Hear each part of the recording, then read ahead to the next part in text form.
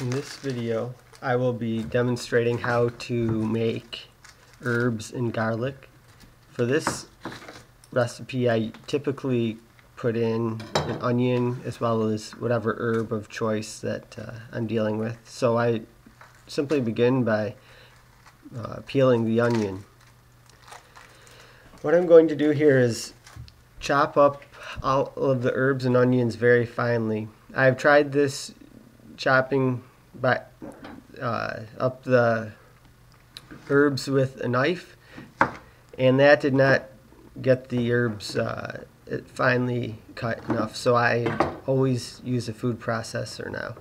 Maybe you can do it with just a knife if you're a more skilled cutter than I am, but I add everything into this food processor, and then I'm just going to cut it down into very fine pieces.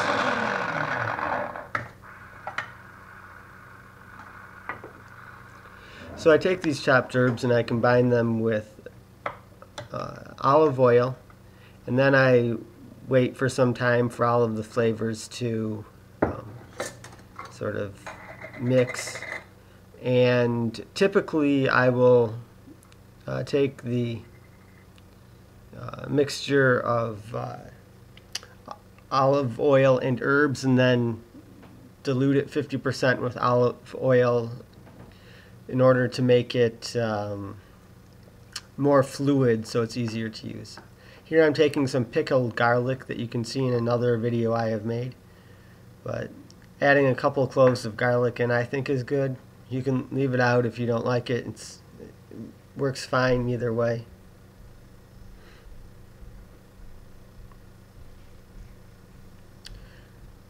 You just take the pickled garlic, throw it in, and then we'll just run the food processor a little bit more and cut it down. This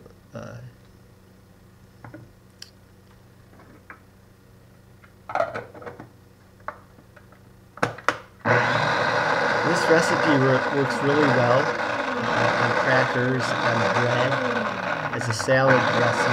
You can take a bunch of fermented vegetables, throw some of this on top of it, and sprinkle some vinegar on it, and it makes a great salad.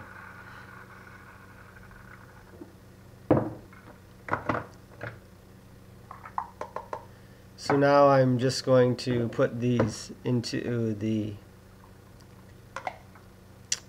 mason jar. I'm using a pint-sized mason jar, and this works very well since when I want to do the dilution, I just add it to a quart-sized mason jar and fill it up with olive oil.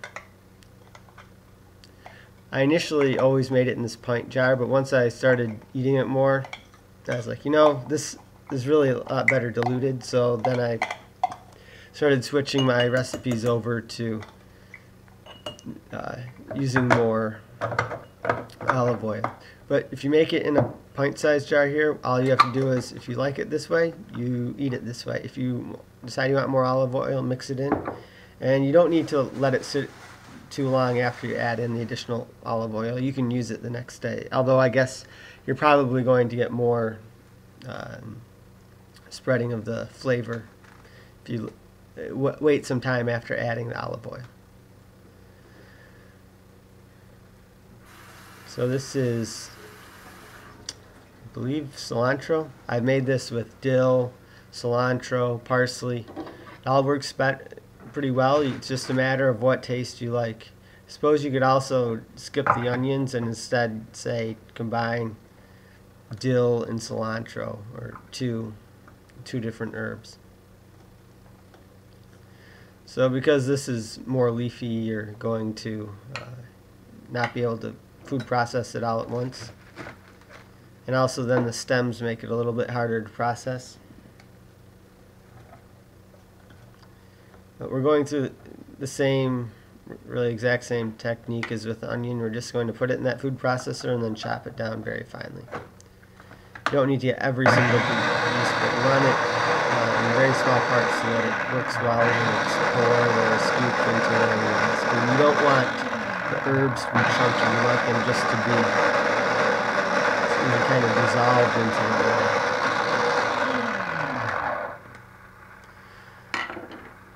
Yeah, I guess the lighting isn't very good here, so yeah, hard time seeing, but it didn't. Everything didn't get sucked down and chapped, so I'm just opening it up and rearranging it.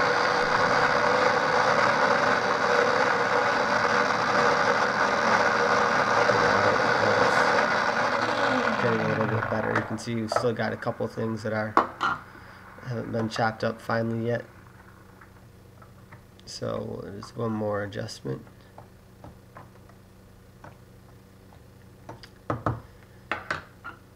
And as you can see, this is the hardest part of the recipe, using the food processor. So for some of you, this will be a lot easier than it is for me.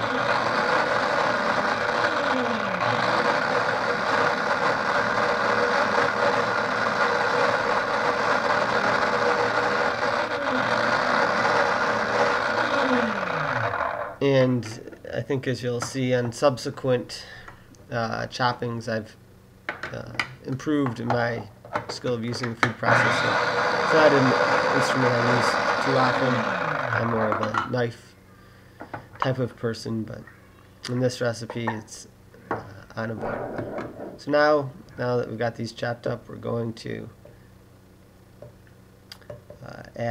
scoop that into the mason jar. See that with one onion and this bunch of cilantro, we really fill up most of the we fill up most of the jar here. So as you can see, it's more of a solid mass of herbs with olive oil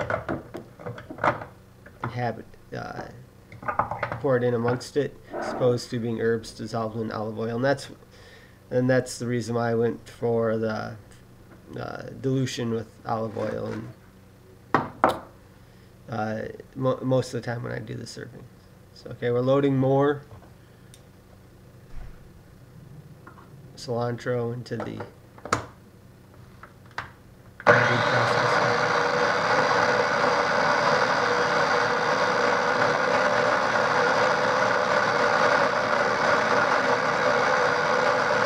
As you can see, this isn't one of my faster recipes. If I was making a lot of other recipes, we'd be on our second batch by now, but you're just seeing in real time what I'm doing. I began making this recipe only a few months before I shot this video, so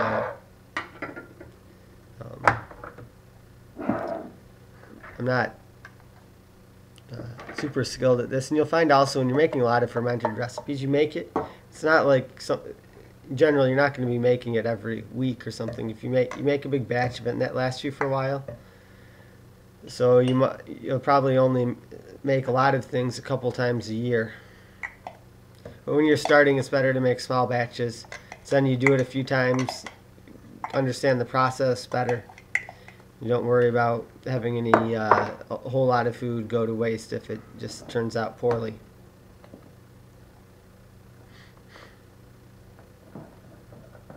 So now, I guess the key point I should bring out, what I'm doing here is, because this jar will be pretty full when all of the herbs are added, I'm mixing the onions and the cilantro now, while there's more space for doing the mixing. And I get a little bit of cilantro spilling out, as you can see.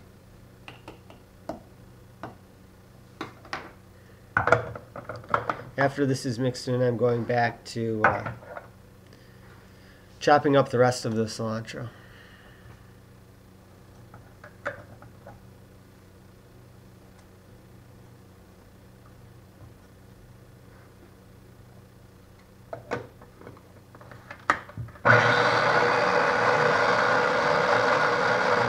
This is my second to last.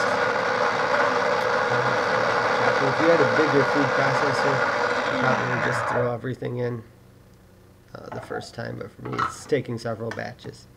But it shows you can do it even with a small food processor. And this batch is going a lot faster than my first one, so you can see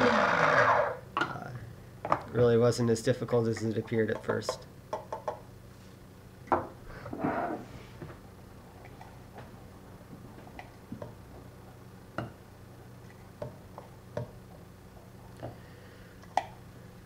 Along with the herbs, what I usually put in is some salt and vinegar.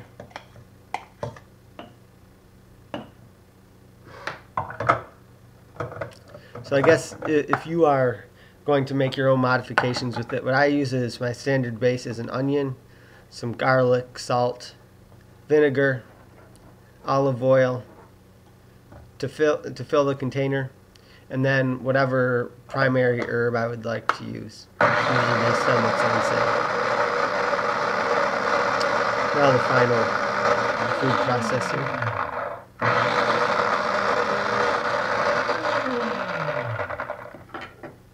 One thing to keep in mind in the next step as you're seeing is you want to, as you're pouring in the olive oil, keep an eye out for air bubbles, because there'll be air that's trapped further beneath, and it will take a little bit of time for it to work its way up. So you want it to come back maybe after a day or so and make sure all of the herbs are underwater. The herbs will be preserved for a long time here. The only thing is that if herbs are up above the oil, they could start to get moldy.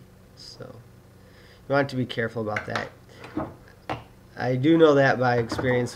What I did was I just scraped off all of everything above the oil, got rid of the top layer of oil, and let it sit for a few days, and it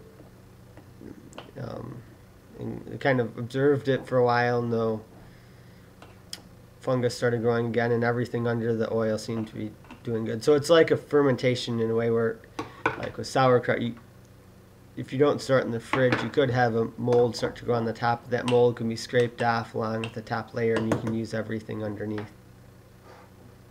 So now that I've added all of the cilantro, I'm mixing it up, and now it's time to add in the other ingredients. So here is salt.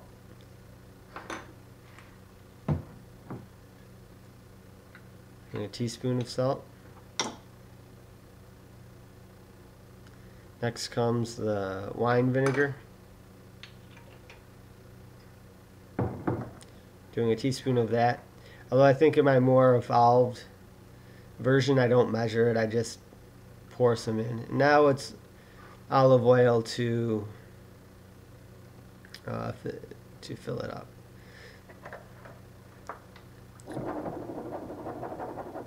So you see I've waited a little bit to look for air bubbles coming up, and shake it around. Now I'm giving it a once over.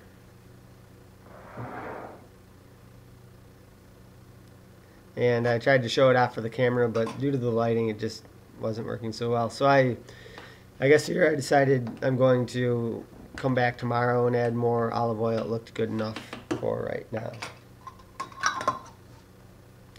Now just scrape off any herbs that are up on the side, lip of the jar, close it. Now I always take some masking tape. I'll write what is in here and the date, so that way I keep track of everything.